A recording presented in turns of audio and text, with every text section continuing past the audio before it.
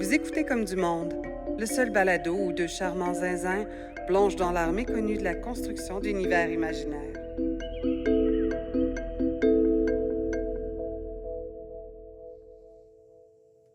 Allô Joël.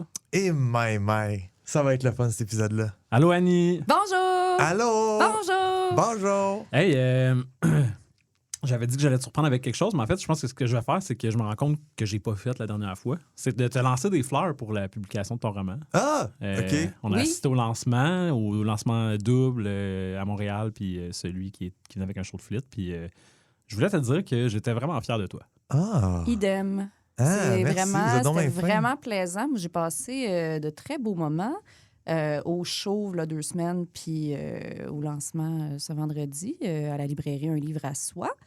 C'était merveilleux. Puis j'ai rencontré je l'avais déjà rencontré, mais j'ai jasé un peu avec ta sœur ce Oui? soir-là. Ouais. Puis je trouvais que ça faisait longtemps qu'on n'avait pas mentionné votre enfance difficile. Puis Ah oui. Ben, c'est peut-être le temps d'en parler, là. Je sais pas par où commencer, en fait. Là. non. Elle m'a dit, ouais, moi, j'en ai un chez nous, un adopharien. Ouais. Ouais. T'avais dit que j'allais y dire en ondes. Ah ouais, Fait pour que, vrai? ouais, bravo, belle blague. Fait qu'elle fait. dit... c'est quoi qu'elle avait dit? Il y en a 2 chez nous, des adophariens. Des adophariens, Ils sont sur le divan, là. C'est des adophariens. C'est ça, ouais.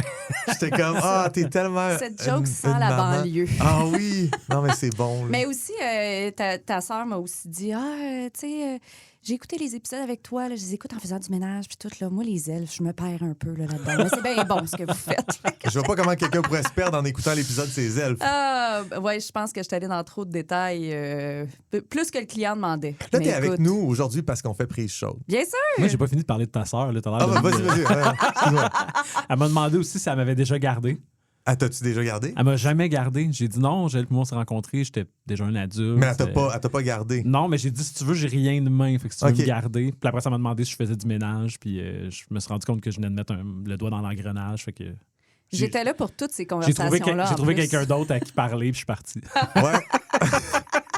OK. Fait qu'on la salue. On la salue tout à fait. Salut, ma Bonjour. sœur. Là, tu peux y aller, je t'ai interrompu, excuse. Ouais. Pour dire quoi? Ah, que c'est prise chaude, c'est ça. Qu'est-ce Ouais. que Fait c'est que deuxième itération. Oui. Et pour la première fois, on avait comme promis quasiment à l'auditorat. Là, en ce moment, vous êtes en train d'entendre une nouvelle musique thème, celle de prise chaude. Ah ouais, j'ai raté Puis, le bateau. puis on l'a pas faite, Ouais. on n'a pas eu le temps. Mais dans le mois qui a suivi, tu nous as fait un jingle. Ouais.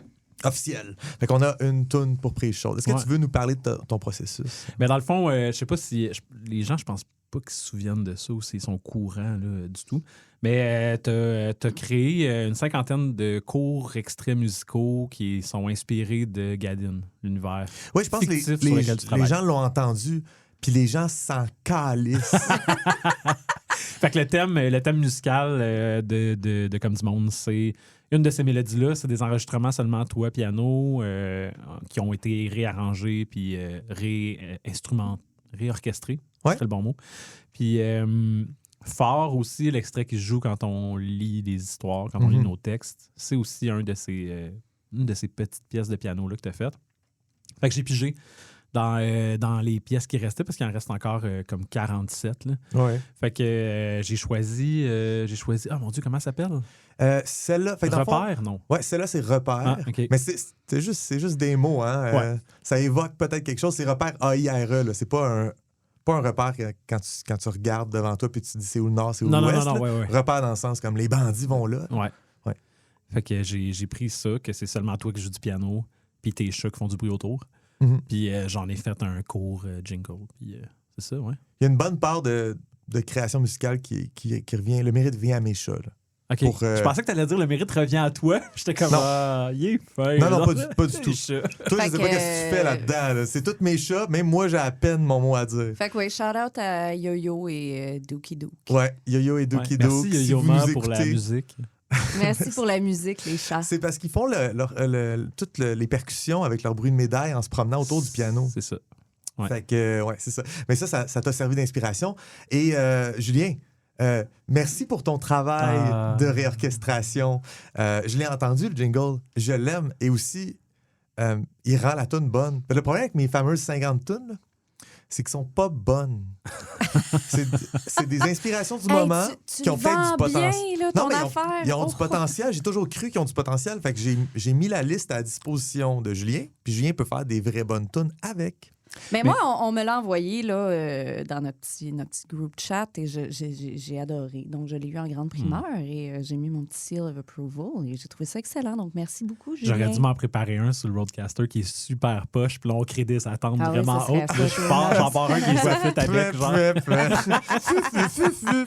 Non, mais j'aime ça pouvoir piger dans les différentes pièces que j'ai faites parce que ça m'enlève la job de créer une mélodie puis de créer un accompagnement. Je fais comme, OK, je vais prendre celle-là, elle me dit quelque chose. Puis là, tout ce que je fais, c'est comme modifier un petit peu pour que ça sonne plus à mon goût, puis changer quel instrument fait quoi, puis m'occuper du mix, puis m'assurer que ça sonne bien, puis ça change complètement l'esprit de la tune, puis ça me permet de juste travailler sur l'arrangement. Mais aussi, justement, l'arrangement puis l'orchestration, c'est un gros point parce que moi, ce que j'ai fait, c'est j'allais au piano puis je pianotais. Mm-hmm. Mais j'ai jamais imaginé que ces chansons-là sont des chansons de piano. T'sais.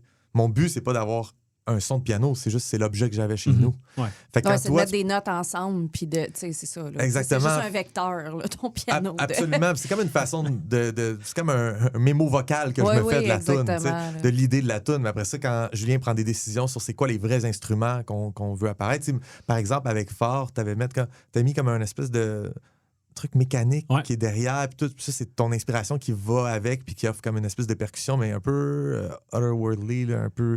Puis tout le temps ça, l'objectif, c'est de mélanger un peu étant donné qu'on travaille sur de la création d'univers, je me disais, je vais essayer de faire une musique qui inspire l'invention, la création, fait essayer de trouver des sons qui sont moins des instruments. Puis, un jour, il va falloir faire de la création musicologique, démiurgique. La démiurgie musicale. Ouais, que, tu sais, comment la musique existe dans notre monde. C'est clair. Quelle version de la musique qui intéresse les oreilles de ces peuples-là. Il y a de quoi faire avec ça, tu sais, dans plein de... Je pense juste dans le dernier Dune, le moment où Gurney Halleck joue de son balisé. Là.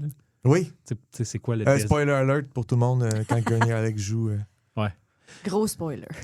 Mais tu sais, la réflexion derrière ça, comment l'instrument va sonner, c'est quoi la musique dans cet univers-là. Puis c'est un peu, ça réussit dans le film à faire comme, mais voyons, c'est ça il est en train de chanter ou c'est comme une expérience désagréable que je suis en train de vivre? Mais c'est toujours intéressant aussi, mettons, justement, je parle tout le temps de jeux vidéo parce que c'est ça que je connais le plus, mais tu sais, de voir justement des jeux qui sont basés souvent sur la place que la musique a dans une société donnée, puis tu sais, l'influence que ça a. Tu sais, c'est toujours intéressant. Je trouve toujours que c'est une spin intéressante parce que, mettons, si tu le transposes avec nous autres dans notre monde, tu sais, comme la place incroyable que la musique prend dans notre société aussi.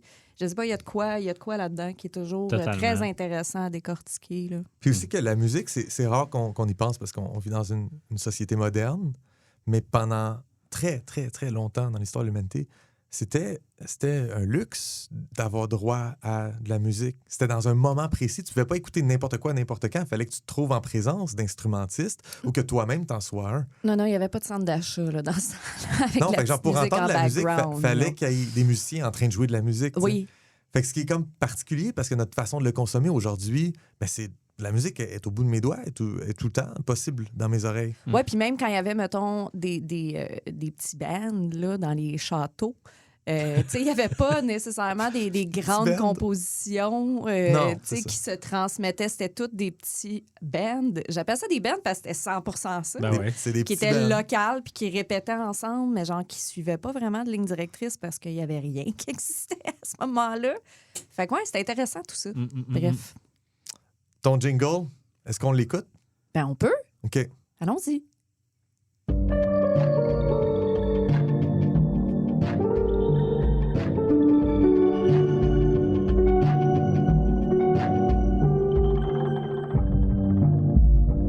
Chaude avec Annie Bouffard.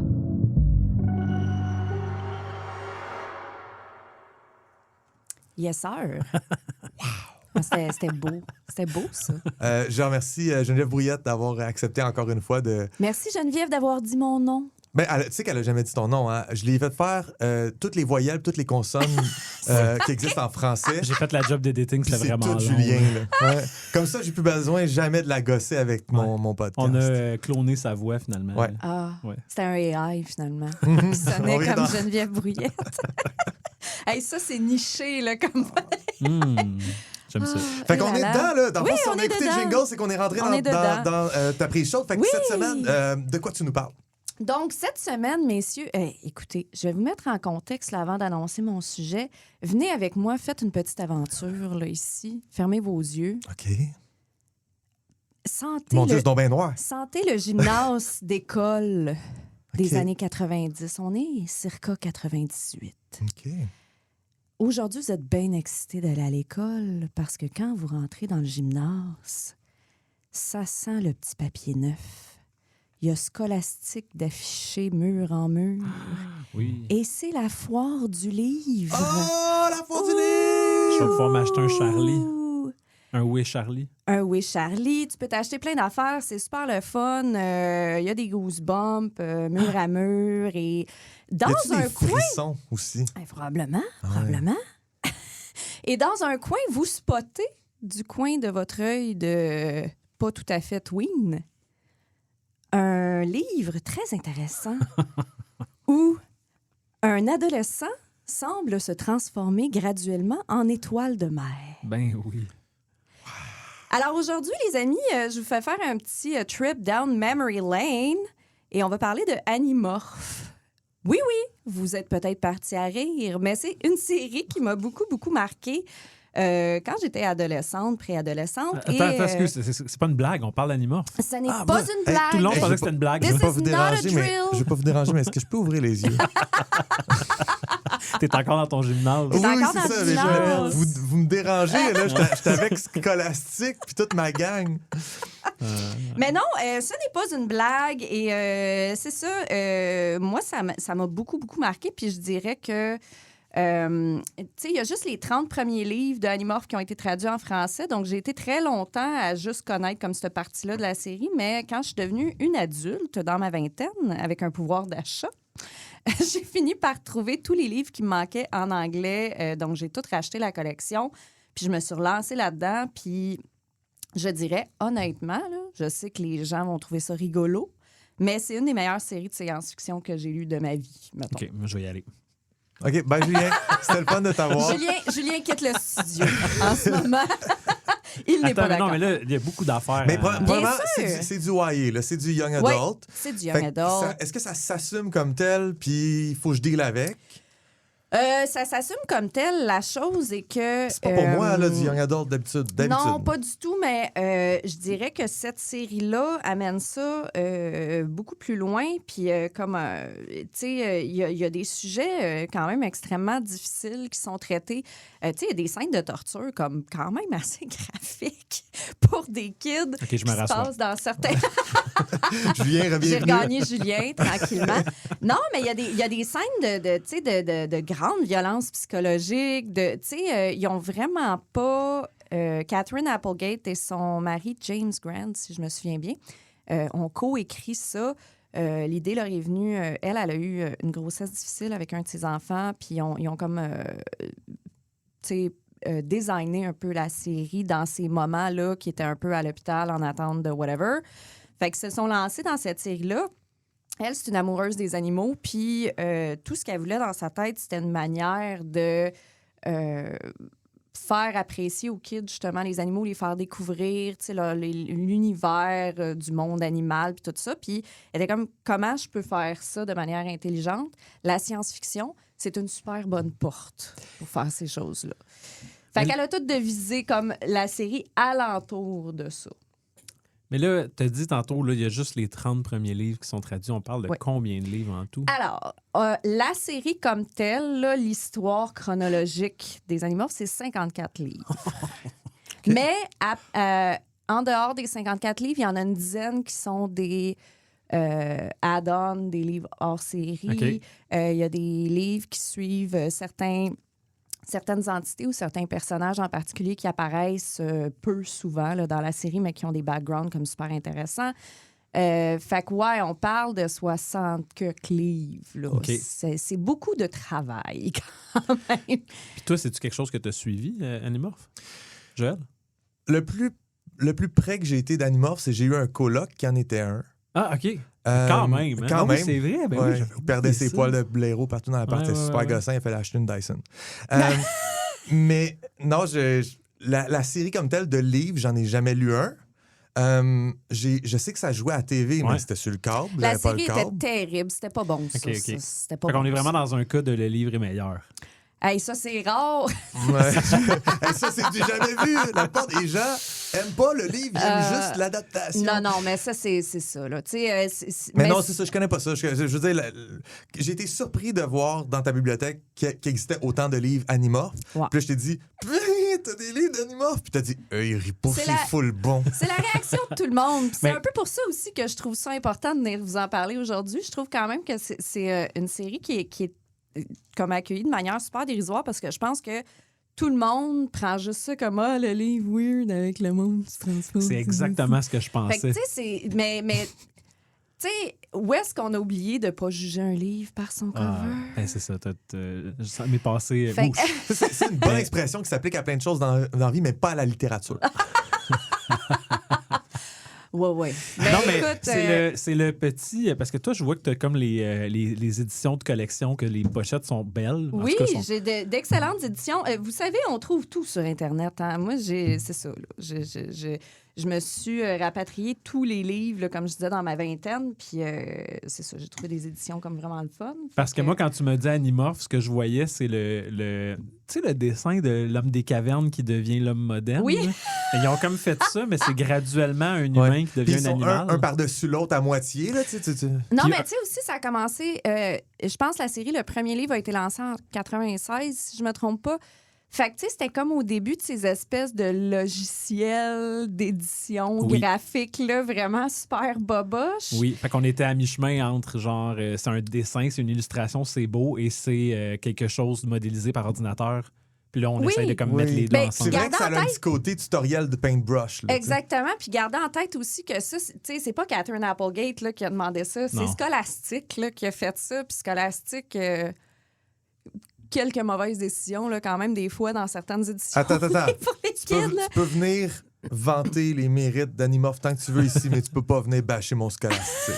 Non, mais parce que Mais ça, Moi, j'étais encore dans le Dr. gymnase. Crash. J'étais encore dans le gymnase, là. mais c'est quand même quelque chose qui repousse parce qu'on je sais, là, c'est vrai, là, la couverture, l'habit fait pas le moine, puis tout ça, mais le livre, il était vraiment laid. Oui, Puis absolument. à côté, t'avais des... J'aime la sincérité dans ton regard comme d'une vraie émotion. Là. Ça me faisait chier Non, de parce que regarder cet moi, je me objet-là. demandais, comme cette semaine, pourquoi, genre, ouais, dans le fond, Animorph, tout le monde s'en fout parce que c'est plate. Puis là, j'étais comme, ben, tu sais pas si c'est plate, tu l'as jamais lu. Puis j'ai fait un peu d'introspection, puis je l'ai jamais lu parce que, mon Dieu, que je trouvais ça moche comme identité, tu sais. Oui, c'est ça, identité visuelle, Ouais. zéro puis une Puis barre. surtout, là. surtout l'émission de télévision, là. Ben oui, mais Parce que les l'émission de transformations télévision sont- était terrible. sont Là. atroces. C'était Mais bref. terrible. Mais Puis- fait que c'est des gens garous. C'est des gens garous, mais en fait, c'est, tu sais, pour faire une petite histoire très rapide là, de la mise en situation, c'est une gang de kids qui vont à l'école ensemble. Ils ont tous un peu un lien. Tu sais, il y en a un qui est cousin avec une des filles, puis la fille, sa meilleure amie, puis... OK, fait que c'est pas des kids partout sur la planète qui se connaissent pas. Non, c'est 5... en fait, c'est 5 kids au départ ensemble qui se retrouvent à revenir... Justement, à cause de liens light entre tous eux autres, ils arrivent un soir où est-ce qu'ils reviennent tous de l'école ensemble puis ils passent à travers un vieux chantier de construction. Puis ils se lèvent la tête puis il y a une espèce de vaisseau qui crash devant eux dans le terrain de construction. Puis ils sont comme, hey, what the fuck? Puis il y a un andalite, un des gentils extraterrestres de cette série, qui crash devant eux. Il est super blessé. Il va mourir. Puis il fait, hey, je m'appelle Elfangar. Votre planète est en train d'être envahie. Vous n'êtes pas au courant. Il y a une race parasitique qui rentre dans la tête des gens, qui s'enveloppe alentour de leur cerveau et qui, dans le fond, retiennent vos personnalités, vos expériences de vie. Ces parasites-là sont capables de reproduire en tout point ce qu'un être humain est. Fait que vous vous en rendrez pas compte, mais vous êtes en train d'être envahi, puis ça va être grave dans pas long parce qu'ils vont prendre des positions dans votre gouvernement. Puis c'est ça. Hein. Fait que, en fait, cet extraterrestre-là dit, je peux rien faire pour vous rendu là, sauf une chose. je peux vous donner le pouvoir de vous transformer dans n'importe quelle créature biologique que vous pouvez toucher. Fait qu'ils se mettent la main sur un cube bleu, puis ils gagnent le pouvoir de morph. Mais il y a plein de règlements avec ça. Ils peuvent pas rester plus que 2 heures dans un morph, sinon ils restent pognés dans ce morph-là. Ça s'appelle un otolith. J'imagine qu'il y a plein d'occurrences des gens que c'est ça qui finit par leur arriver, puis c'est une fin tragique. Exactement. En fait, dans le premier livre, il y en a un dans cette gang-là qui reste en forme de faucon pèlerin plus que 2 heures parce qu'ils sont pognés dans un truc, puis c'est un faucon pèlerin Il pour devient le restant. Ouais.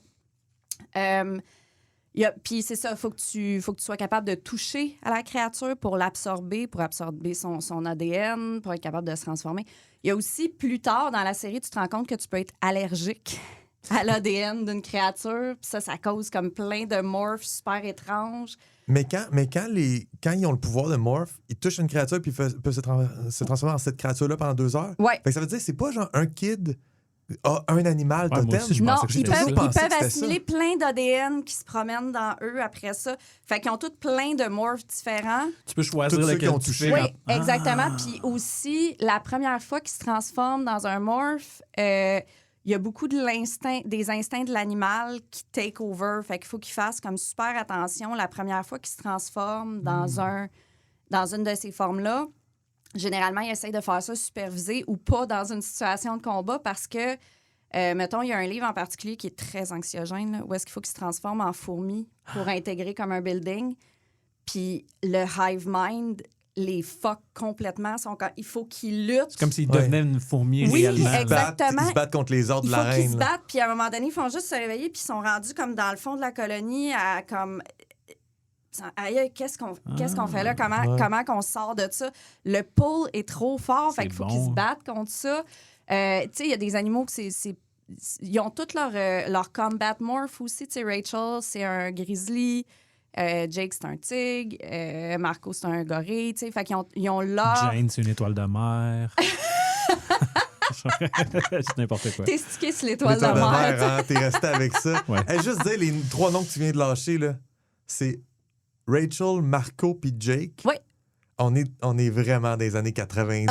J'aime ces personnages-là. Ils ont des noms. Il manque Tobias puis Cassie. Okay. Fait que c'est très années 90. Bon, Cassie, c'est correct. Tobias, je suis dans Arrested Development. Là, je vois un bleu moustachu. Je sais, moi, avec, c'était très difficile quand j'ai connu Arrested Development. Hein? Mais c'est ça. Puis, tu sais, Cassie, justement, elle a une...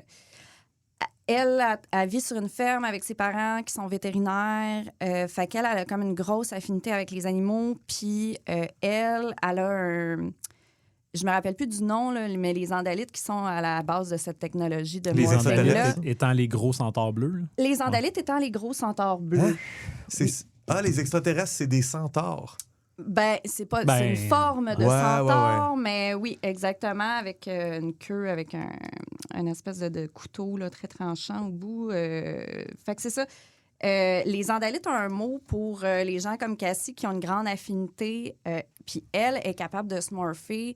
Il y a des artistes sur la planète des andalites qui font ça, que c'est une forme d'art qui morphe d'une manière très visually pleasing. Là. Ouais. Pour faire comme des tableaux vivants. Oui, exactement. Puis elle est comme capable de se transformer graduellement. Mettons, si elle se transforme en oiseau, elle est capable des fois de juste faire ses bras. Fait qu'elle a l'air comme d'un ange qui se transforme. Tu sais, elle a comme une capacité à gérer son morph. Tu sais, les autres sont comme super maladroits là-dedans.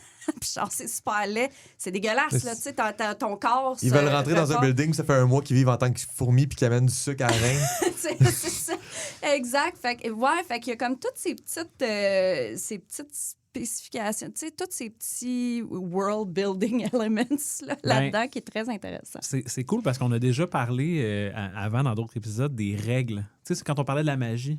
Ça prend des règles, ça prend... Puis, tu sais, on s'entend, là, se transformer en d'autres animaux, ça relève... Oui, dans la narration de cette affaire-là, c'est une technologie, puis c'est un pouvoir qui est octroyé par la technologie. Ben, c'est de la magie. C'est de la magie. Il faut juste qu'il y ait des règles claires qui régissent le système du morph. Ben, c'est quand même cool, le 2 heures maximum, puis le jet de sauvegarde de volonté qu'il faut que tu fasses pour pas juste devenir un animal. Oui. Tu sais, ça l'amène quelque chose de vivant, je trouve, dans ce monde-là. Puis aussi, le fait que il y a une réflexion sur qu'est-ce que ça peut avoir comme impact sur cette civilisation extraterrestre que tout le monde est capable de se transformer, tu sais, puis ben ça fait qu'il existe du monde qui le font, mais comme à un autre niveau, à un niveau de performance, puis moi, c'était ça c'est ça qui m'habite là, quand je pense à toutes ces affaires-là cool de se transformer. Oui, mais qu'est-ce que ça change dans le monde que tout d'un coup, ces enfants-là peuvent se transformer en animaux, puis tout d'un coup, on apprend l'affaire aussi, c'est que c'est ça, c'est les seules personnes sur Terre, premièrement, qui sont au courant qu'il y a une invasion extraterrestre qui est en train de se passer. Ah oui, c'est personne ne le sait.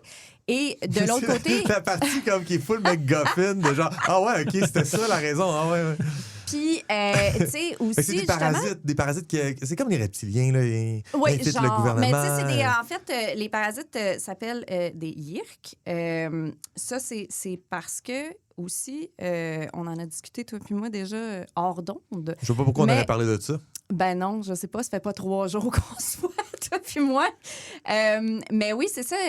Catherine Applegate et son mari sont très, très fans de Lord of the Rings. Et il y a plusieurs mots dans la série Animorph qui sont des petits clins d'œil là, à Lord of the Rings, dont YIRK. Dans Animorph, ça s'écrit YEERK. Et orc, le passé... Non, le pluriel. Le pluriel, excuse-moi, dans Sindarin de orc, c'est YIRK, YRCH. Fait que c'est ça. Mais en fait, les YIRK sont des grosses limaces de genre 5-6 cm de long. Puis sont capables de rentrer... En fait, ils rentrent dans la tête des gens par leur canal auditif. Ils relisent. Ils relisent une sécrétion qui engourdit l'oreille, sinon ça ferait fucking mal. J'imagine. Et ils rentrent dans ton cerveau et en fait, ils recouvrent ton cerveau comme une couverture gluante. Ils rentrent dans toutes les petites interstices du cerveau pour justement avoir le contrôle total sur ta tête. Je trouve ça drôle parce que on sait tous à quel point Donjons et Dragons reprennent tous les monstres mythologiques de toutes les autres affaires puis ils l'intègrent. T'sais. Puis je sais pas s'il y a un lien, mais dans l'édition 3.5, ils ont intégré dans le Monster Manual 2 une créature qui s'appelle le Puppeteer qui est exactement ça. Une limace qui se colle dans l'oreille, qui vient contrôler un être qui autrement serait sentient. Peut-être quelqu'un qui a lu des Animorph. Ça a l'air. Mais il y a aussi les Goa'uld. Les Goa'uld, oui. Dans Stargate. C'est vrai, dans Stargate. Qui sont... mais qui sont pas... Je pense pas qu'ils contrôlent... Comme il me semble qu'il y a comme une sorte de relation symbiotique où il y a certains Goa'uld qui peuvent comme laisser plus de place à leur hôte, mais c'est vraiment une genre de limace. Oui. Bien, c'est ça, mais tu sais, c'est quand même intéressant. Puis c'est ça, en fait, les parasites, leurs règles, leurs spécifications, à tous les 3 jours, il faut qu'ils sortent de leur hôte pour aller se baigner dans un bassin YIRK. Qui a des rayons, qui leur donne des rayons du Kandrona, le Kandrona étant leur soleil. OK. OK, comme s'ils venaient d'un endroit vraiment lointain. Oui, en fait, eux, ils traînent des petits Kandrona, là, des petites batteries, là, en gros. Okay. Puis ils construisent sous terre, sur la terre, des gros bassins où est-ce que tous les autres reviennent. Ils mettent les autres en cage pendant que le YIRK se baigne dans le bassin. Et à tous les 3 jours, il faut que ce soit fait. OK. Sinon, le YIRK va dessécher et mourir. Encore une fois, des limitations sur les pouvoirs des créatures. Exactement. Fait que souvent, quand les animaux finissent par sortir, tu sais, comme c'est très rare qu'ils sont capables de sauver des gens de ça, tu sais, il y a du monde dans leur famille qui se font infester. Fait que ça devient très intense. Puis ils ont comme un enjeu là, familial de sauver ces gens-là. Mais les rares fois où est-ce qu'ils sont capables de sauver des gens, c'est parce qu'ils les séquestrent pendant 3 jours puis ils font en sorte que le YIRK meurt. Puis c'est une mort là, décrite comme vraiment pas de bon sens. Puis aussi, après ça, dans les livres plus loin, ils se rendent compte qu'il y a des YIRK qui ne veulent pas envahir, qui sont des YIRK pacifiques puis qui se sont juste fait amener là-dedans par leur race. Puis ils ont une complexité, même si c'est les vilains. C'est une race intelligente. Eux, ils vivaient juste dans des bassins sur leur planète mère jusqu'à temps qu'un prince andalite ait pitié d'eux et leur donne le pouvoir de voyager dans l'espace. Et à partir de là, c'est devenu des créatures Là, envahissantes. les Donc, Andalites, ils sont juste là pour donner des pouvoirs à du monde. Hein. Les Andalites, ils viennent, sont comme, toi, tu devrais avoir c'est ça. un peuple très technologiquement avancé. C'est le Père Noël de l'espace. C'est le Père Noël de l'espace, mais c'est aussi... de centaure. Tu sais, justement, Siro, le prince qui a donné le pouvoir aux Yeerks, est vu comme un pariah, là, Ouais. Lui, il a créé... Fait que les Andalites ont pris sur eux d'être l'ennemi mortel. C'est Pour devenu réparer l'erreur. pour réparer l'erreur de leur prince. Parce que les Yeerks n'envahissent pas juste les humains. Là. On est la phase X de leur plan. C'est Parce qu'ils interstellaire ont déjà envahi comme plein d'autres peuples. Est-ce que... Là, je te coupe, mais il y a une affaire qui me... J'ai l'impression qu'il y a plein de choses qui se passent dans Animorph, puis tu as parlé d'une 60aine de livres. Oui. Est-ce qu'il y a une ligne directrice? Est-ce que tu as l'impression, genre, que tu as commencé le premier livre, puis ça mène au 60e? Ah oui. Ou c'est genre 10 sagas qui sont plus ou moins interconnectées? Ah non, c'est tout vers le but ultime. C'est toute la guerre de ces kids-là. Puis tu sais, justement, au début, les Yeerks ne savent pas que c'est des humains. Ils pensent que c'est des Andalites, là. Ils pensent que c'est des Andalites qui sont venus sur Terre pour défendre les humains. Fait que, tu sais, la phrase que le main antagonist dit tout le temps, c'est « And the light comes ». Puis les appelle « And the light comes » tout le long des livres. C'est très long avant qu'ils apprennent que c'est des humains qui ont trouvé le pouvoir de Morphée à travers... Puis tu sais, là, il y a plein de drama où est-ce que tu apprends que finalement, le prince qui leur a donné le pouvoir de Morphée dans le site de construction, c'était finalement le père biologique d'un de ces enfants-là qui était orphelin depuis la naissance. Puis lui... T'as les classiques twists. Oui, les classiques twists de lui. Il y a eu un temps dans sa vie qui est venu sur Terre. Il a morphé en humain, il est tombé amoureux d'une femme, il a eu une relation avec, mais il a fallu son duty le rappeler à sa planète après. Fait qu'il y a beaucoup de tropes là, de tout ça, mais oui. Un peu soap opera. Ah, absolument, mais on est encore là. C'est un feuilleton. Je vous le rappelle, Young Adult Series, là, tu sais. Fait que oui, il y a tout ça, mais honnêtement, juste l'histoire de guerre qui est racontée dans ces livres-là, l'histoire de science-fiction... Tu sais, ils se retrouvent à un moment donné sur une planète aussi où est-ce qu'ils se rendent compte qu'il y a une race qui a appris à vivre avec une autre race parasitique, puis avec des millénaires de ça, sont devenus symbiotiques. Ah, ouais. Et là, c'est que ils font comme « Ah, mais si les Yeerks pacifiques pouvaient voir que ça existe, une symbiose, ils arrêteraient d'être en guerre, on pourrait leur trouver un peuple pour faire... » Fait qu'il y a beaucoup de politique, il y a beaucoup de... tu sais, c'est très bien construit alentour de ça. Puis là, je vois le temps passer. Moi, il y a quelque chose en particulier qui m'a beaucoup marqué des années après. Moi, j'aime beaucoup, beaucoup Katherine Applegate. C'est une femme que je trouve qui a écrit des choses extraordinaires, qui est très engagée, même encore maintenant, dans plusieurs... Katherine Applegate, t'as nommé 2 personnes. Il y a 2 auteurs. Ben, en fait, Katherine Applegate est la principale. James Grant est son mari. OK. Fait qu'ils ont... Un suiveux.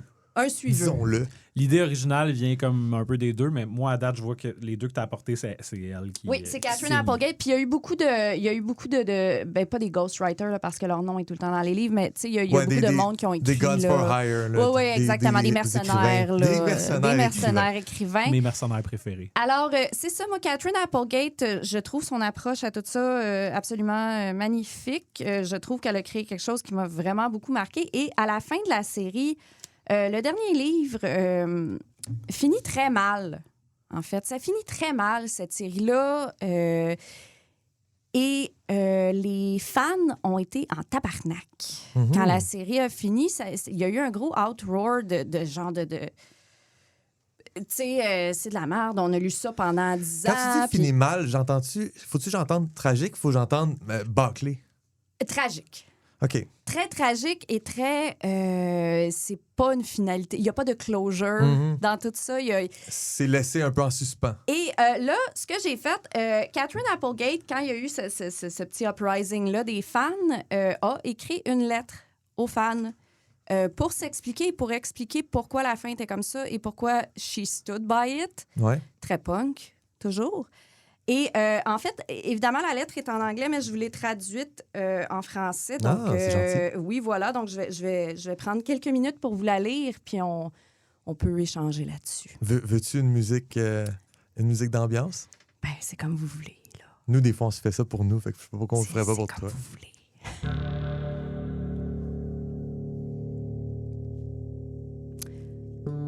chers lecteurs d'Animorph.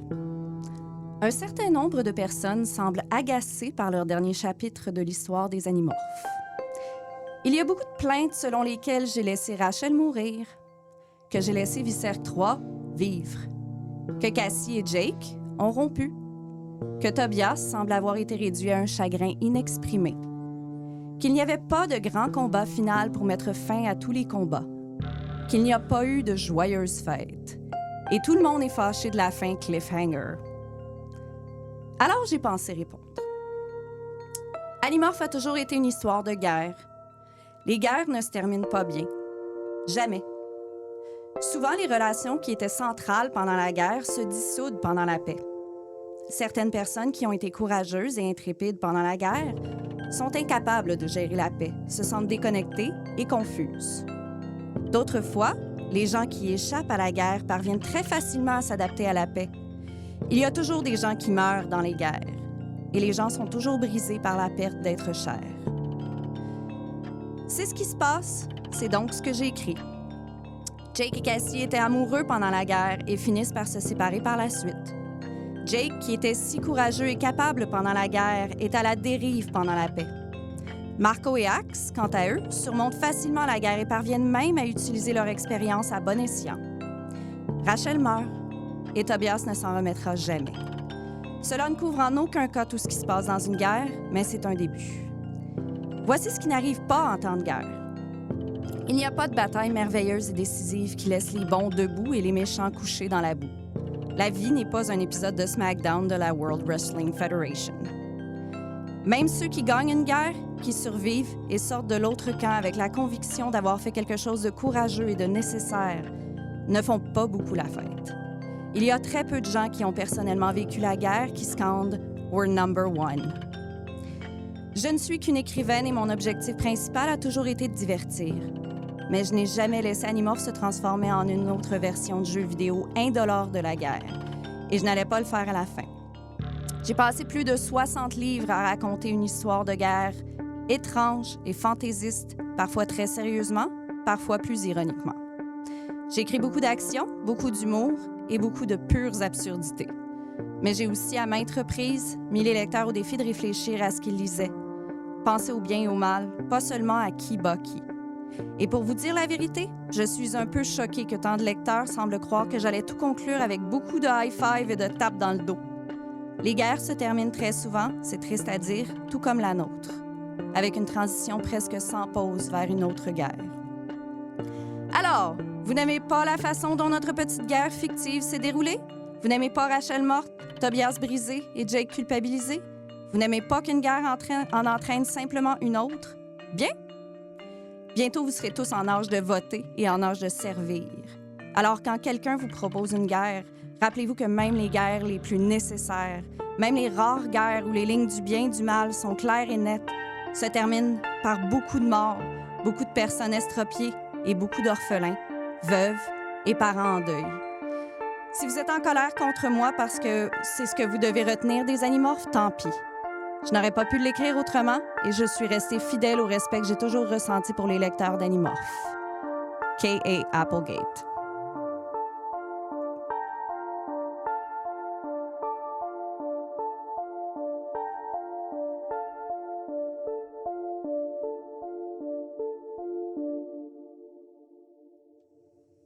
Bruh. Les Bruh. Animorphes, man. OK. Fait que c'est ça, j'ai Tout trouvé ce que tu as ça, dit avant de lire ça, je m'en foutais des Animorphes. Puis là, je suis comme vendu à toutes les Animorphes. Donnez-moi sais. toutes les Animorphes qui Je sais. existent. Sur Amazon, là, c'est j'ai check excellent. tout. Là. Ouais, t'es as-tu acheté Hey, pour je vais tout les prêter. Mais Ils ont en, tout ça mais sur en les deux libraires.ca. dans le panier. Mais fait que c'est ça, moi, ça m'a beaucoup marqué. Puis comme je disais, cette lettre-là, j'ai pas été au courant qu'elle avait écrit ça comme des années, dans ma vingtaine. Là, j'ai Ça fait longtemps qu'elle a écrit ça, à nommer la WWF. Ouais, c'est insane. Non, mais tu peux pas te fier là-dessus parce que tu peux toujours faire référence à des choses passées. Ouais. C'est vrai. Si ça aurait mentionné des choses comme. Du futur. Ouais, là, ça, on aurait pu comme. Ouais. Mais c'est ça, fait que moi, tout ça m'a beaucoup marqué. Puis, tu sais, j'ai même pas effleuré tout ce qui est intéressant de cette série-là, mais je veux dire, ça vous donne quand même une base de tout ça. Puis, moi, ça m'a énormément marqué. Moi, j'ai vécu des émotions très fortes, autant dans la série qu'autant dans.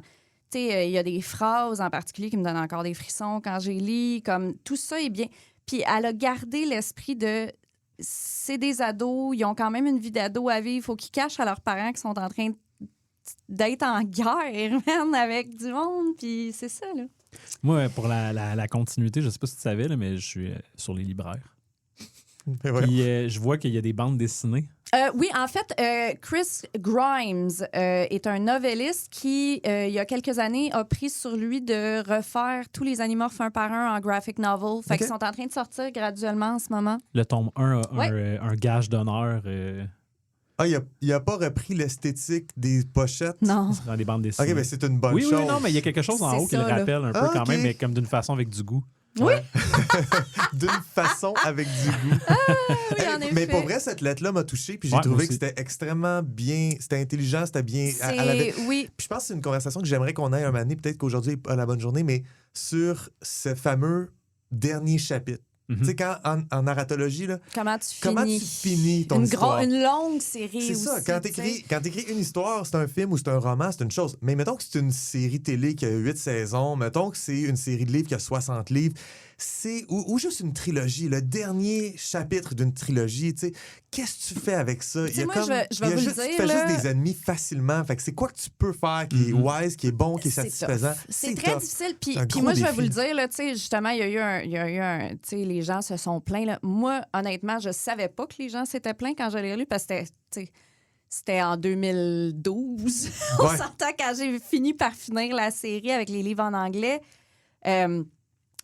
Moi, j'ai trouvé ça parfait, comment elle a fini cette série-là. Justement, comme exprimé dans la lettre, comme, tu sais, la guerre, ça finit fucking mal.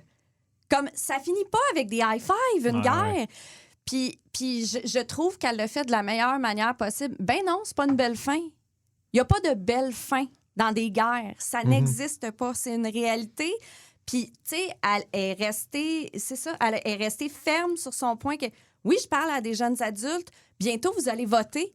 Ce serait cool que vous soyez au courant que ça se passe jamais bien. Baller move, d'aller là dans son discours. C'est comme, OK, ouais. Elle est punk, cette femme-là. J'y ai déjà, tu sais, je la suis comme ses réseaux sociaux puis tout, puis elle avait fait un gros post sur sa fille est transgenre. Puis elle a boycotté une série d'apparitions dans des librairies au Texas à cause de ça. Puis elle était comme, je viens du Texas. J'adore le Texas. Je ne vais plus aller dans un État où est-ce que ma fille se sentirait en danger. Puis, tu sais, elle a tout le temps comme des stands vraiment. Puis j'y avais écrit un moment donné, puis j'avais fait « You're such a punk. You've always been such a punk in the best way possible. » Elle l'a pris comme une insulte, puis elle t'a envoyé une lettre de merde. Non? Mais... Elle m'a envoyé un petit cœur. Mais c'est vraiment une femme... c'est une femme extraordinaire, Catherine Applegate. Moi, j'ai incroyable... J'ai un respect infini pour cette femme-là. Même encore maintenant, c'est ça, je la suis encore sur les réseaux sociaux, puis... Je la trouve merveilleuse. Plus qu'on érige sa persona là, dans la conversation, plus que son mari me semble un suiveux. Ben, il est sûrement. Malade. Mais oui, non, c'est ça. Fait que c'est ça la gang. Son mari, c'est lui qui vend les droits pour des films. Là. Genre, il vend à Disney. Là. C'est lui qui a fait la série. Non, mais je ne connais pas beaucoup son mari, mais c'est ça. On parlera pas de rumeurs. Oh non, c'est ça. On connaît absolument rien là-dessus. C'est des ragots. Mais oui. Fait que c'est ça, c'était prise chaude. Bravo. Pour cette semaine, messieurs. Ouais, merci. Vraiment, est-ce que tu as appris des choses, Julien? Ben oui. J'ai appris que finalement, tout mon concept de parasite, c'est du remâché. Mais ça, c'est ça qui se passe à chaque fois qu'on fait un épisode sur une nouvelle affaire. Je fais « Ah, mon idée n'est pas originale, finalement. » Il faut faire la paix avec ça. Oui, Jorel m'a admis qu'il y a eu un petit moment au dernier. Non, dis-le pas. OK. Dis-le pas. J'ai le temps de me rétracter puis de changer mes affaires. Ben, je dirais pas c'est quoi, mais Jorel m'a dit qu'il y avait eu un petit moment quand j'ai parlé de Dragon Age parce qu'il était « Ah, shit, cette idée-là, je l'avais. » Il me l'a même pas dit. J'en ai juste parlé à Annie parce que c'est elle la coupable. OK. Je l'ai jusqu'à Il m'a dit qu'il était fâché contre moi. Ouais. OK. En parlant de moi et mes créations, je pense qu'on est temps que j'aille là. On est temps qu'on aille à Gadin. On est temps qu'on abandonne toute forme de syntaxe. Voilà. OK. Fuck la syntaxe. On va aussi abandonner toute forme d'art pour aller vers la science la plus pure. Ouais. Les mathématiques. Fait qu'on est dans l'étape par étape de ta création démiurgique, cosmogonique. Oui. Ouais. est-ce que tu veux que je présente? Mais je mets-tu le jingle? On l'a mis pour l'histoire d'Annie. Puis je suis comme, Non, c'est correct. On va pas remettre un jingle. Alors, passons à la prochaine étape. Yep. Hey, Il faut que je fasse un nouveau jingle, finalement. Ouais, t'es dû pour d'autres jingles. Pareil comme quand on lisait des livres de dîner puis qu'il fallait tourner la page. Ding! Ah oui. Je vous présente Vis is war. C'est des mots. C'est 2 images. La première s'appelle Vis. Vis veut juste dire une planète. Puis c'est une planète qu'on voit. La deuxième, Rar, veut dire des lunes. Ce serait sympathique que tu les épelles pour que les gens savent qu'est-ce qu'ils entendent en ce moment.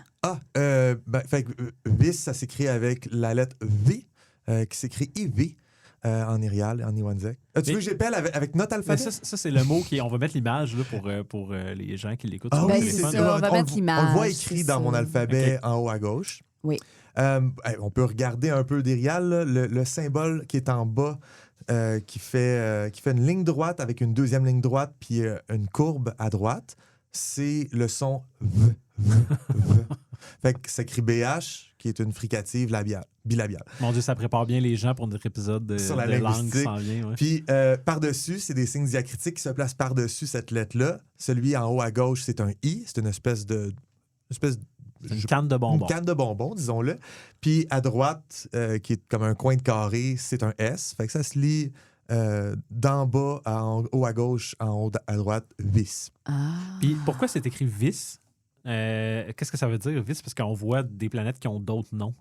Vis, c'est un mot général pour un astre. OK. Je l'utilise ici pour parler d'une planète, à différence de Tial, qui est une étoile, puis Ua qui est une lune. OK.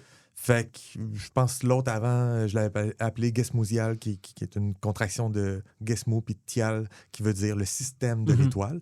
Là, on va dans le détail de chacun des corps célestes. Oui, exactement. Puis on avait regardé, donc, le mois passé, l'étoile ainsi que les 3 planètes qui sont qui orbitent autour de cette étoile-là. Là, on voit qu'il y a une des planètes, c'est Gadin, c'est notre planète qui nous intéresse, mais elle a 2 lunes. Fait que là, je regarde la composition carrément physique de la planète. On ne s'intéresse pas au continent ou quoi que ce soit, mais vraiment son atmosphère, son champ magnétique. Puis les deux lunes qui sont autour. Ce qui veut dire que dès le mois prochain, on ne parlera plus de planète, c'est fini. On va être sur une planète et on va regarder qu'est-ce qu'il y a autour. Nice. Malheureusement, on est encore dans l'espace. Non, c'est parfait. OK. Ah non, c'est full intéressant. J'aime ça au bout. Fait que ouais, ces 2 images comme ça, on peut les décrire. Dans le fond, on voit une iconographie un peu d'une planète. C'est une sphère avec un axe. Puis il y a quelques parallèles qui ont été dessinés sur la planète. La planète orbite autour d'une étoile qui est au loin.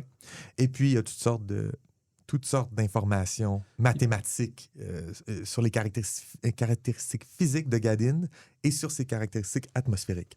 OK. En partant, t'indiques le sens de la rotation. Oui, qui est rétrograde à son étoile. L'étoile tourne dans un sens, la planète tourne dans le sens contraire. OK. Ça, c'est quelque chose d'intéressant parce que ça va donner mes levées de soleil à l'ouest et mes couchers de soleil à l'est. OK. Fait qu'il y a toujours une réflexion dans ce que tu fais. Tu veux t'assurer que ton soleil se lève à l'ouest. Oui. OK. Non, mais je veux finalement, dire- il y a une réflexion dans ce que tu fais, Joël. Non, mais... Ouais, moi OK. aussi, j'avais aimé je cette prends peut-être un phrase. peu vite de sens. Mais je veux Je dire... pense des fois. Oui, c'est ça. Aïe, aïe. Il est rough, mais il est rough, mais il est honnête. Ok, oui. je vais me défendre là-dedans. Oui, vas-y. Non, mais ce que je veux dire, c'est que ça peut paraître comme super anecdotique de choisir de quel côté ta planète tourne. Mhm. C'est un choix conscient. C'est ça que tu Il y a quelque chose dans ton univers qui nécessite que ton soleil se lève à l'ouest? Ou c'est un choix purement genre esthétique à ce niveau-là? Tu as fait comme, ce serait cool que ça se lève à l'ouest. À chaque étape que je passe en ce moment de faire de la création, le nitty-gritty, là, je vais loin dans la science, puis j'essaie de... Ouais. À chaque étape, je me rends compte, fait que si je fais ça, ça a telle conséquence après ça dans mon monde, qui peut avoir des conséquences narratives. Fait qu'à un moment donné, je suis arrivé avec cette option-là, puis le soleil pouvait se lever à l'ouest ou à l'est, puis j'ai fait des tests, qu'est-ce qui marche, puis les deux reviennent au même. Je me suis dit, mais c'est quoi? Qu'est-ce que ça va me donner si le soleil se lève à l'ouest? J'ai repensé à ma map monde. Puis je me suis dit, ça veut dire que c'est ces peuples-là qui sont les espèces de peuples du soleil levant, puis que ces montagnes-là bloquent le soleil pour tel autre peuple qui ne voit que les crépuscules. Puis j'ai regardé un peu ça, puis j'ai dit, OK, ça peut jouer dans la culture, dans les formes d'art qui sont créées par ces peuples-là, parce qu'il y a une grande chaîne de montagnes nord-sud dans le continent principal de Gadin. OK. Elle coupe le lever du soleil pour la moitié du monde, puis elle coupe le coucher du soleil pour l'autre moitié. Intéressant. Ça, il va pouvoir avoir un drapeau, mettons, d'une culture qui est un soleil couchant. Puis cette culture-là s'identifie par le fait qu'elle n'a jamais vu un soleil levant. Ou du moins, le voit seulement genre sur des pics montagneux, puis pas genre à l'horizon. Fait que ce genre d'affaires-là tombe dans ma réflexion quand je suis en train de calculer dans un fichier Excel puis que je vois plus la fin de ma vie. Quand t'es perdu fond, dans les mathématiques. Ouais. Et dans que le fond, la nous, fin on voit le est proche. résultat visuellement agréable. Puis, Je pensais que ça allait dire agressif. Non, pour vrai, je te lance des fleurs. C'est quand même joli, vraiment clair ce Ok. qui se passe. Cool. Bon, ça ressemble un peu à de l'art naïf, mais non, c'est pas vrai. Tu m'as souvent dit ça pour mes aquarelles puis je l'acceptais. Mais ça, Non, c'est ça, un peu non. bizarre. Là, que Non, ça, c'est vraiment...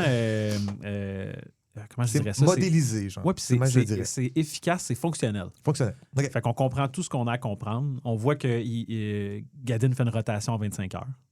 Oui. On voit bien l'inclinaison de l'axe de 155 degrés. Le 155 degrés fait que la planète est à l'envers, puis c'est à cause de ça que sa rotation est à l'envers. Ça veut dire que son or naturel, s'il était aligné avec son étoile, serait à 0 degré. Ouais. Mais là, cet axe-là se ramasse à l'envers. Fait que ce qu'on appelle le nord, c'est quand même le top, pour rendre les choses plus claires et que ça soit clean pour nous, mais est en train de virer donc dans l'autre sens, dans le sens anti-horaire, tandis que l'étoile va dans le sens horaire, ce qui crée comme une déformation du mouvement de la carte céleste. Principalement le lever et le coucher du soleil. Par Mais rapport, tout le reste par aussi. rapport à la norme qui est nous. Par rapport à ce que nous, on est habitué de voir. Ouais. Et là, je vois période orbitale, 3125 heures. Ouais. Là, moi, je pourrais Ça, c'est en l'année. ça correspond à combien de temps, mettons? 125 jours. OK. De 25 heures chacun.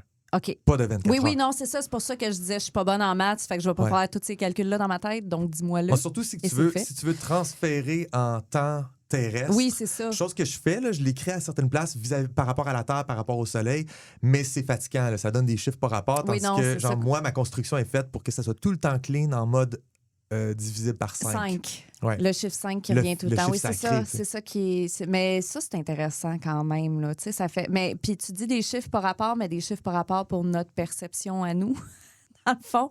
Parce Oui, que, puis pour eux, tu sais, pour eux, c'est les seuls chiffres qui ont du sens. exact. Oui, c'est ça. Fait que là, il y a plein de détails que je pense qu'on peut omettre puis qui sont pas importants. C'est juste qu'ils font partie de ma définition de ma planète puis ils m'aident, moi, à calculer d'autres affaires. Tout est important. Tout est important. Ah ouais, même Ça le reste l'albédo. importe. L'albédo, c'est L'albédo, important? c'est crissement important. Est-ce que tu sais c'est quoi l'albédo? Aucune idée. C'est probablement l'affaire la plus compliquée à calculer Ouais, je suis là-dedans. content Puis d'avoir l'affaire que mis le... le C'est dessus. aussi le nom L'affaire d'un qui a le plus personnage de- dans Xenosaga. Ah oui, albédo, ben oui. Albédo, c'est aussi le nom de la partie blanche entre la pelure puis la pulpe d'une orange. On peut arrêter ça là, je pense. OK, bye! Fait que je mets le thème, puis... L'albédo d'une planète ou de n'importe quel corps céleste, c'est sa réflexivité de la lumière de son étoile. Fait que c'est calculé à partir du type de choses qui se trouvent sur la planète puis qui absorbent la lumière ou qui le reflètent. Fait que si tu as plus d'eau, plus de nuages, moins de terre, plus de sable, plus de... Fait qu'il faut que tu aies une idée de la constitution générale de ta planète avant de pouvoir calculer ton albédo. Ce qui veut dire que moi, il fallait que je fast-forward un peu puis je fasse comme, OK, c'est vraiment une planète océanique avant tout, beaucoup d'eau. Fait que mon albédo va baisser à cause de ça. Puis la conséquence que ça a, c'est le type d'atmosphère qui va pouvoir être possible autour de la planète. Ah, ok. Et donc, qu'est-ce qu'on respire? Fait que quand on regarde la composition, il est écrit que c'est 42,5 des silicates puis 57,5 de fer. Ça, c'est la planète physiquement. Puis si on descend à la composition atmosphérique, ben là, j'ai de l'azote, puis de l'oxygène, puis de l'argon, puis du dioxyde de carbone. Puis c'est ces affaires-là qui vont changer beaucoup de choses. Par exemple, là, j'ai donné une atmosphère qui est riche en oxygène, ce qui permet, comme au Carbonifère, dans notre monde qu'on connaît, que les insectes sont devenus genre 3 mètres de long. Ouais. Ben moi, j'ai des créatures fourmis. Qui sont de la taille, qui mesurent comme 2 mètres de haut, c'est ça? Qui sont de la taille d'un humain. Fait que comment je justifie ça scientifiquement? Ben, un gros pourcentage d'oxygène dans l'air permet ça à des insectes. Ça s'est déjà vu dans notre monde. Aussi, je veux qu'il y ait une gravité versus une pression atmosphérique qui permettent le vol plus facilement que sur Terre pour que mes aigles, mes corbeaux, mes perroquets puissent voler ou planer pour les perroquets, ils sont pas très, très bons. Qui ont comme 4 mètres d'envergure Hey, d'aile. Exactement. Insulte-moi pas. C'est vrai, tu te sens très perroquet. Je me sens très visée quand on parle des Fait que perroquets. ça, c'est parce que tu as joué un perroquet dans la campagne de Donjon Dragon de Joël qui se passe sur Gadin. Exact. Ok, ouais. Il y a déjà très longtemps. Moi, je vous l'ai dit, elle va revenir. Elle va revenir. En tout cas, Fait intéressant, je m'excuse. Oui, je prends quand même une microseconde pour faire la parenthèse que le nom de mon personnage dans Gadin est basé sur le nom d'un personnage dans Animorph. Ah, OK. Fait que je lance ça dans l'univers, puis vous faites ce que vous voulez avec Là, cette mettons que moi, je me information-là. tape les 50 livres, il faut que je sache c'est qui le personnage. C'est quoi c'est le dans, nom? c'est dans le C'est quoi son nom? livre Connex l'Elimiste et T'as-tu elle Tum- s'appelle Tumin? Tumin. OK. Tumin. Je l'écris avec un Y. Dans le livre, il l'écrit avec un I. OK. C'est ma petite Ta petite figure touche. de style. Oui, bien ça, pour revenir à mon atmosphère, parce que c'est ça qui nous intéresse là, en ce moment. Là, on parle d'atmosphère. Dans les 50 livres, là, il y a tout en Mais ça pour dire, c'est les réflexions que j'avais dans ce travail-là. C'est de penser à tous les peuples que je sais qui vont finir par exister. C'est le moment là, de justifier qu'ils puissent se développer en tant que, de façon biologiquement minimalement crédible. OK. Fait que tu avais ça en tête. Est-ce que, parce que moi, j'avoue, là, ne pas vraiment savoir notre atmosphère est composée de quoi par rapport à ce qu'il y a là, à quel point c'est différent de l'atmosphère qu'on a, nous. On a une atmosphère autour de... Je me rappelle plus des chiffres exacts, mais c'est à peu près la moitié. Imagine 15 OK. d'oxygène pour 80 d'azote. Est-ce que tu sais, je pose la question, peut-être pas, là. Est-ce que tu sais si on pourrait survivre sur Gadin? Oui, on pourrait. OK. On Dans serait le un fond, petit peu lighthead. On aurait des nausées. J'ai vraiment prévu mon coup parce qu'il va y avoir des crossovers Gadin, notre monde. Ah, OK. Ça fait partie de quelque chose que je travaille. Scoop! Fait que je veux m'assurer qu'un humain survive là si jamais un humain se ramasse. Ah, c'est vrai, c'était pas une blague. C'est pas une blague. OK, parce que moi, ça, c'est comme une information que je savais depuis longtemps. Ouais. OK, puis ça n'avait pas été révélé. Ça n'avait jamais été révélé, mais Ok. c'est pas extrêmement scope. Là. C'est juste, il peut y avoir un crossover. Fait que dans ma construction d'univers, Tu c'est important. gardes la petite porte ouverte. Absolument. C'est ça, Fait que là. genre, j'avais accès à une charte que j'ai trouvée de la NASA, en fait, sur On les salue. les compositions d'atmosphère des exoplanètes. Puis à quel point est-ce que tu te fais empoisonner par l'azote, empoisonner par l'oxygène, empoisonner par le gaz carbonique, qui sont les trois, le dioxyde de carbone, en fait, pas le monoxyde. Mais c'est les trois affaires qui constituent très, très souvent une atmosphère Earth-like, là, terrestre-ish. Là. Viable à l'être humain. Ouais, disons. exactement. À la Qui vie. ressemble, À la vie. qui se rapproche de notre Terre, parce qu'il y a d'autres atmosphères possibles viables pour d'autres types de formes de vie. Ouais, mais c'est parce que c'est ça. tu Mais sais, mettons que je veux qu'un humain survive, il faut que je sois dans ces limites-là de gaz carbonique, d'oxygène puis d'azote. Puis tu remarqueras que c'est du dioxygène, du diazote, là, c'est l'oxygène moléculaire parce qu'on peut pas vivre avec Puis est-ce qu'on des aurait, atomes. en tant qu'être humain, est-ce qu'on aurait des effets adverses si on passait une période étendue de temps sur Gadin? Ou on s'adapterait tout simplement C'est une question intéressante. Je sais pas à quel point j'ai tweaké mes chiffres puis qui sont trop dangereux à la longue. Peut-être ça pourrait être intéressant. Un humain qui se ramasse à Gadin après 30 ans, il meurt. C'est pas une maladie incurable. Je sais pas. Ben, Mais je juste pense- la gravité affecte, mettons, ses os. Tu sais, comme il peut avoir plein d'effets à Ben, être exposé à un... la gravité est moindre. Que ça, je me suis assuré de ça pour pouvoir avoir des peuples qui volent. Donc, la gravité est moindre. Elle est où, ma gravité? Elle est à Excuse-moi. 77% de la gravité terrestre. Exactement. Merci. Merci d'être capable de lire mon charabia aussi. Là. Fait que, ouais, 77%. Fait qu'on n'est pas à 1 gravité, genre comme 1 G comme ici. On est un petit peu plus léger. Ça serait comme agréable. C'est agréable, c'est rien. Mais sauf qu'il y a des conséquences à ça à long terme, Ouais. à n'importe quel humain qui se ramasse là. Mais eux, ont grandi avec ça. Fait qu'ils ont juste des corps naturellement adaptés Ben à oui, ça. ben oui, Puis c'est ça ça. les rend plus grands naturellement. C'est ça, je m'en allais dire. Tu sais, après plusieurs générations, des humains sur une planète qui aurait moins de gravité grandiraient, ne serait-ce que par le fait que leurs vertèbres C'est ça. s'étirent. Là, tu sais, Fait, comme... fait que mes anthropomorphes sont tous des animaux qui, normalement, seraient plus petits que la Exact. créature anthropomorphe Voilà. que je t'offre. Fait que moi, ben, t'as un léopard de 6 pieds, ben, c'est pas... Tu sais, un léopard, ça fait pas 6 pieds de long, ça fait 4 Mais il a pieds. évolué selon les conditions dans lesquelles... Exactement. Tu sais, c'est ça, c'est des Ça. années Fait de que je me- mutation Puis génétique. je me là suis aussi. permis cette souplesse-là aussi pour rendre tous ces peuples-là bipèdes. Ben, tu sais, il y a ça aussi. Fait que je suis pas encore dans l'évolution biologique, mais il faut que je place le terrain pour l'évolution biologique Ouais. avec ma planète. Cellule de circulation. Ah oui, les cellules de circulation, c'est pour l'air. Dans le fond, il y a 3 cellules sur Terre. Il y a deux sets de 3 cellules. La cellule de Hadley, je me rappelle plus des noms, mais en tout cas, c'est ce qui fait qu'il y a des grands vents, puis l'air chaud descend là où l'air froid remonte. Ça se passe à certains degrés de latitude et ça crée ça, les mouvements météorologiques. Toute la météo découle de ça. Fait que le jour où je vais pouvoir commencer à planifier mes courants marins, et les courants marins, le Gulf Stream, c'est parce qu'il est réchauffé par de l'air chaud qui descend à cette latitude-là, puis qui s'en va se déverser plus loin. Puis là, fait que si à un moment donné, je veux pouvoir développer, ce peuple-là part naturellement de telle place pour aller à telle place, le courant, tu sais, prend un bateau, le courant va t'amener un peu sud-est tout le temps. Oui. Parce que le courant s'en va tout le temps sud-est parce que la cellule d'air au-dessus est en train de refroidir vers le sud puis de réchauffer vers le nord. Oui, mais puis là, après ça, si tu amènes dans le mix aussi, tu sais, mettons, bien à nous, les grands changements climatiques en ce moment, là, si trigger warning pour les éco-anxieux, là, mais si tu commences à lire sur à quel point que l'influence humaine affecte le Gulf Stream en ce moment et les répercussions environnementologiques, en tout cas, ce mot-là. Oui, le mot.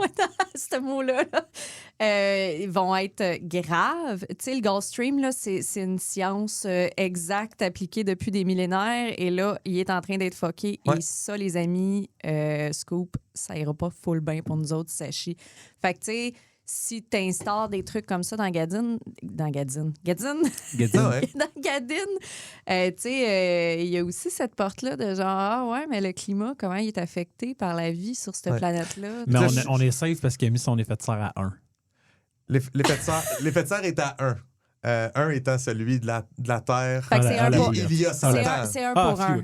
Il y a 100 ans. C'est ça. C'est celui de la Terre, en général, si tu fais une moyenne de tous les cycles de glaciation. Ère pré-industriel de la Terre. Oui, parce que l'effet de serre, si tu joues avec, il y a beaucoup de choses qui changent. Puis je me rendais compte que de le mettre à 1.1 ne changeait rien, mais je pourrais le faire. Je pourrais le changer à 1.1, puis ça ne changerait pratiquement rien, puis ça me permettrait d'avoir un petit chiffre spécial. Mais je m'en fous. Non, c'est ça. Est-ce que c'est encore un document disponible sur tes Patreons d'Artifiction? Le Worldsmith? Ouais. Oui, je pense que oui. Ah oui, OK. Moi, mais ça, tu l'as fait là-dedans, ça, je veux dire. J'ai fait en partie là-dedans, mais en partie en utilisant d'autres sources, dont d'autres vidéos d'Artifiction qui sont pas avec son Worldsmith. Okay. Fait que le Worldsmith, qui est un fichier Excel complexe avec plein de formules déjà rentrées pour pouvoir calculer ton effet de serre, c'est génial, mais il manque des éléments, puis aussi, il manque des éléments que Artifiction lui-même explique dans certaines vidéos, dans certains... Fait que le YouTuber qui fait ça, il y a des affaires qu'il a décidé de ne pas intégrer en disant « Ah, ben ça, c'est trop du détail, je sais pas quoi. » Puis moi, des fois, j'ai besoin de certains de ces détails-là. Fait qu'il a fallu que je me reclaque comme des vieux vidéos à dire « Ah, OK, c'est le même qui l'a calculé. » Fait que moi, je fais ma version, mettons, en 25 heures parce qu'il n'y a pas 24 heures sur ma planète. Ouais. Fait que tu sais, il faut que je fasse des fois ma propre version de la formule. C'est quand même un travail de moine mathématique je te trouve quand même bold. Ben, l'affaire, c'est qu'après ça, je peux pas me tenir derrière en disant « Hey, les scientifiques, regardez ça, c'est parfait. » Non, mais je peux me tenir derrière quand même correct en disant j'ai été au max de mes capacités. Non, mais comme on disait la dernière fois aussi, ça ne sera pas révisé par Neil deGrasse Tyson. Ben, je te le souhaite, là. Ce serait le fun, mais je veux dire, tu sais, à la base, tout ça est pour habiller ton monde. Fait que je veux dire, le fait que ce soit pas parfait... C'est pas non, ça la me donne pire beaucoup affaire de phases d'inspiration pour des affaires qui vont être pertinentes dans Gadine. Tu te laisses des portes ouvertes aussi, justement, de ça, je sais pas, on verra. Ouais. Juste la forme là où arrivent les tropiques et les cercles polaires ne sont pas les mêmes que sur notre planète. C'est une conséquence de quoi déjà? Je me rappelle plus, c'est un calcul qui finissait par me donner ça. Puis j'étais comme, c'est intéressant ça parce que je vais pouvoir... les climats vont dépendre de ça. Les tropiques puis les cercles polaires, c'est à cause de l'inclinaison. Ouais. C'est l'inclinaison de 155 degrés qui donne ça. Donc, c'est la saisonnalité va être affectée par ça. Fait que mes saisons, mes moussons, les climats. Puis là, je revois ma map monde que j'ai déjà faite. Puis je fais comme, fait que dans telle région, il y a tout le temps des inondations. Nice!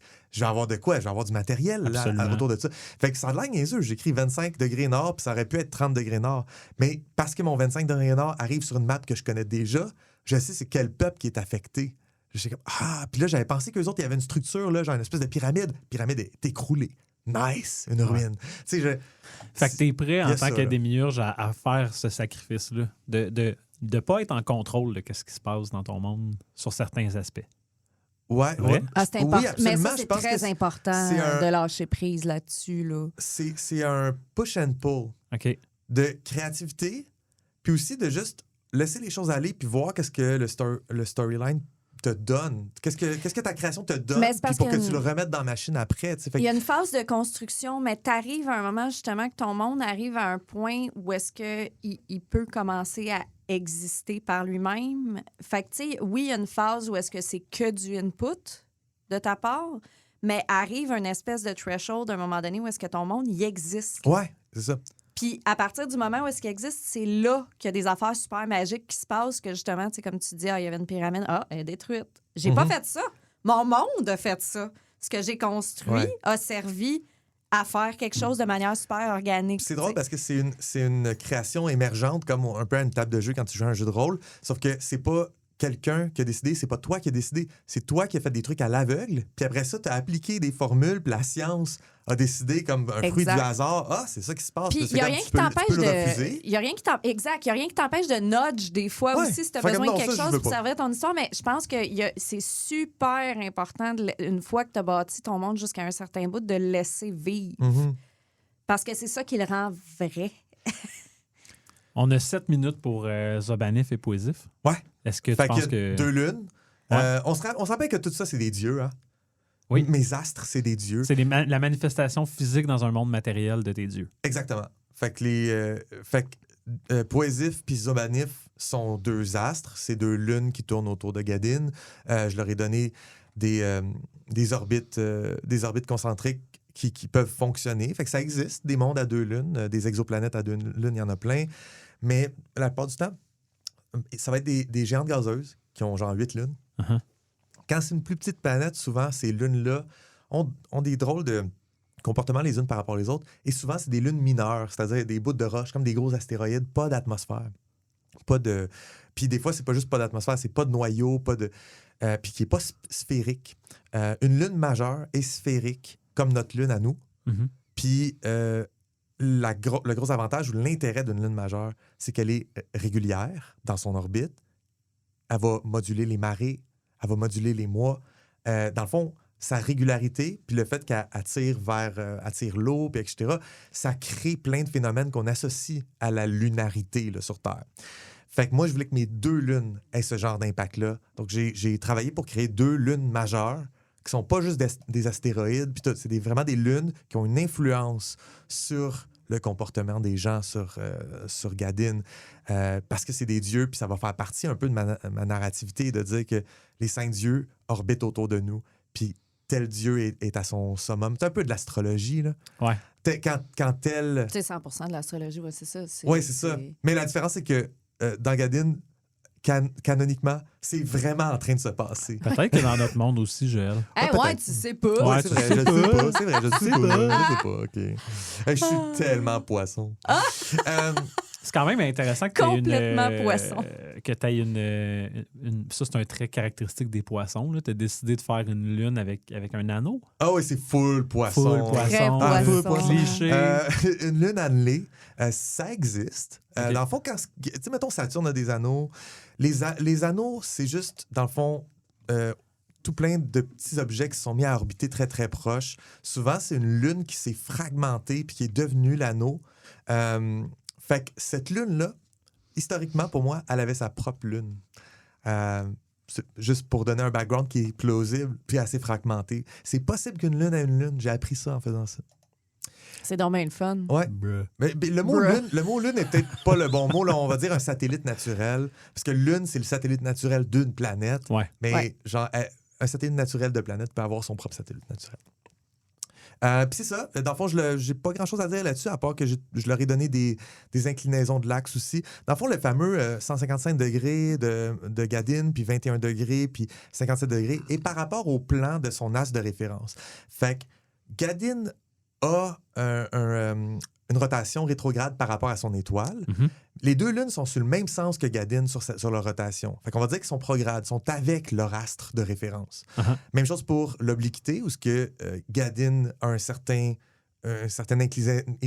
inclinaison de son axe de 155 degrés, par rapport à son étoile, mais sur son propre plan de rotation, de révolution, il y a 2 lunes. Galine a 2 lunes, puis ces 2 lunes-là ont 21 degrés puis 57 degrés par rapport à Gadine. Sur ma planète, c'était super important parce que c'est ça qui décide de ma saisonnalité, du lever du soleil. Sur les lunes, je m'en calisse. Ouais, ça change rien. Ouais, c'est ça. J'ai punché des numéros. Mais là, ça donne ce visuel-là, puis il est canon. Il est intéressant. Ça change pas grand-chose. Allons-y avec ça, mais c'est ça, justement. Puis ça, encore une fois, tu sais pas, là, dans X nombre de temps, si tu n'auras pas un besoin d'utiliser ces statistiques-là. Il y a une conséquence que ça a, qui est Poésif a un anneau, et cet anneau-là va toujours être perpendiculaire à l'inclinaison de son axe. Puis, c'est tough, ce mot-là, hein? Inclinaison de son axe. Comme sont verrouillés ensemble, parce que c'est des astres qui vont toujours montrer la même face. Fait que leur polarité... Non, c'est juste comme notre lune nous montre tout le temps la même face. Oui. Le Poésif est verrouillé avec Gadine. Ben, ça fait que Gadine voit toujours l'anneau dans le même sens. Ça veut dire qu'il va y avoir comme une visualisation que les peuples font de leur lune, qui est comme, ah oui, on le dessine tout le temps, l'anneau dans ce sens-là. L'anneau vertical représente quelque chose, tu sais, qu'un anneau horizontal ne représenterait pas. Fait que tu vas avoir culturellement peut-être un impact de l'inclinaison de l'anneau. Hey. La communauté, qu'on dit. Point Godmog! Voilà, bon. Juste avant de finir. Super bon moment pour terminer avec le point Godmog. C'était super intéressant. La semaine prochaine, on se retrouve avec une entrevue. Une entrevue, ouais. Cool. À suivre. Merci beaucoup, Annie. Hey, ça m'a fait tellement On se garoche sur les animorphes cette semaine. Absolument. On se revoit dans un mois, Annie. Oui! Bye-bye. Bye! Comme du monde, un balado signé Joël Martin et Julien Lefort. Écrivez-nous au commedumondepodcast@gmail.com. Participez à la conversation sur Discord. Abonnez-vous au balado sur votre plateforme préférée et suivez-nous sur Instagram, YouTube et Patreon. Tous les liens sont dans la description. Merci d'avoir écouté Comme du monde.